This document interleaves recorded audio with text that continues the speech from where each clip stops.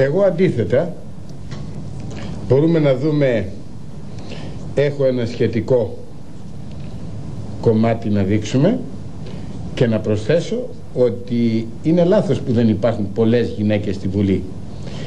Η γυναίκα λόγω της σωματικής της αδυναμίας έχει αναπτύξει τον εγκέφαλό της περισσότερο. Έχουν υψηλότερο δείκτη νοημοσύνης από τους άντρες και ιδιαίτερα, το τονίζω αυτό, έχουν πολύ μεγαλύτερη αντιληπτικότητα. Μάλιστα. Οι γυναίκες μπορούν και αντιλαμβάνονται πράγματα που δεν μπορεί να τα αντιληφθεί ο ανδρικός εγκέφαλος. Θα μπορέσαμε να δούμε τώρα το βίντεο το συγκεκριμένο. Να δούμε λοιπόν. Εδώ δείχνουμε το κέντρο των αποφάσεων, τον υποθάλαμο μιας γυναίκας και πώς επεξεργάζεται τα μηνύματα που παίρνει από τα διάφορα κέντρα του εγκεφάλου της.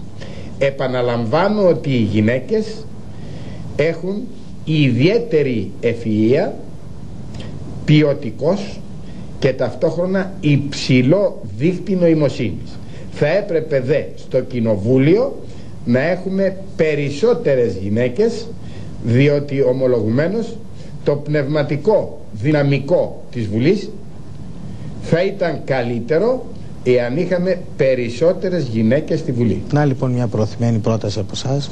Μπορεί να συζητάμε θέματα υγείας που άπτονται της υγείας μας, αλλά νομίζουμε ότι τα θέματα αυτά αγγίζουν και τον κοινωνικό τομέα, ένας τομέας ευρύτατος θα έλεγα, που αγκαλιάζει και τους τομείς που συζητάμε. Μιλήσατε προηγουμένως για τον υποθάλαμο στο βίντεο που είδαμε. Πριν παρακαλέσω να το ξαναδούμε, θα ήθελα, έχετε εδώ μπροστά σας ας πούμε ένα μυαλό. Θα θέλατε να μας δείξετε το συγκεκριμένο σημείο πολύ σύντομα, γιατί ο χρόνος μας τρέχει. Μάλιστα.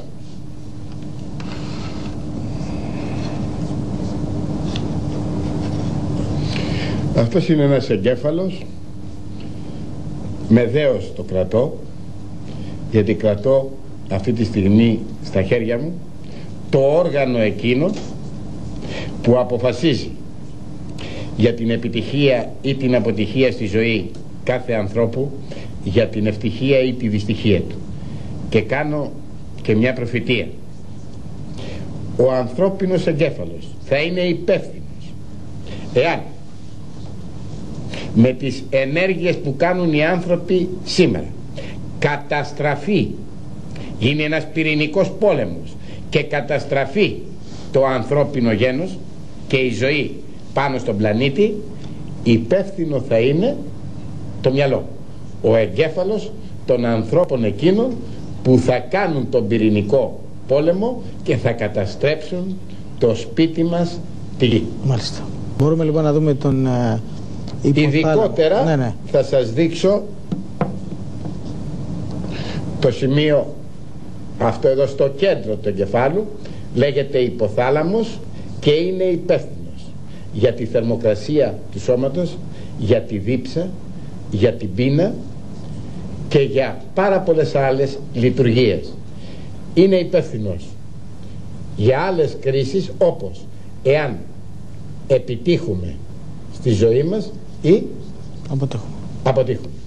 Μάλιστα. Σε όλες μας δε τις αποφάσεις η νίκη ή η ήττα εξαρτώνται από αυτό εδώ το κομμάτι του εγκεφάλου, ο οποίος εγκέφαλος ζυγίζει περίπου 1 κιλό 350 γραμμάρια και αποτελείται από 100 δισεκατομμύρια κύτταρα. Το κάθε κύτταρο επικοινωνεί με 10.000 νευρώνες. Μάλιστα.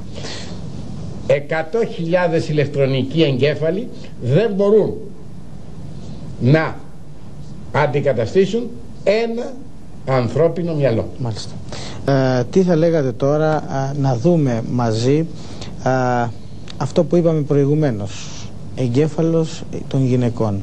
Να πούμε πάρα πολύ λίγα λόγια για να περάσουμε να δούμε και κάτι το πρωτότυπο, πρωτόγνωρο για την ελληνική τηλεόραση, ένα μυαλό πραγματικό. Ναι. Αφού πρωτού δούμε λοιπόν αυτό, να δούμε το μυαλό των γυναικών και να ακούσουμε και την άποψή σας πάνω στα θέματα αυτά που τα έχετε μελετήσει. Η άποψή μου βέβαια δεν είναι τόσο γνωστή στον ελληνικό χώρο, γιατί θεωρείται ότι η γυναίκα είναι ένα πλάσμα κατώτερο, ένα πλάσμα που δεν έχει μεγάλες ικανότητες και άλλα τέτοια που λένε πολλοί άντρες. Κατ' εμέ, που γνωρίζω τον τρόπο λειτουργίας του εγκεφάλου, σας λέω ότι ο γυναικείος εγκέφαλος είναι ιδιαίτερα ανεπτυγμένος, ιδιαίτερα ευφυής, υψηλότερο δείκτη νοημοσύνης και ιδιαίτερα είναι πολύ ικανός στην αντιληπτικότητα. Αντιλαμβάνεται πράγματα που ο ανδρικός εγκέφαλος δύσκολα τα αντιλαμβάνει.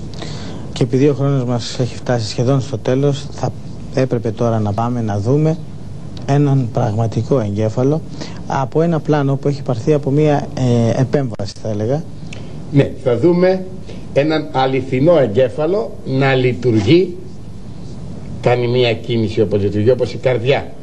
Σε μια εγχείρηση εγκεφάλου θα δούμε αυτό το εκπληκτικό όργανο, το φοβερότερο πράγμα στη φύση, πώς λειτουργεί ξεσκέπαστο, για να πάρουμε μια ιδέα, να πάρουμε μια οπτική εντύπωση. Να το δούμε λοιπόν.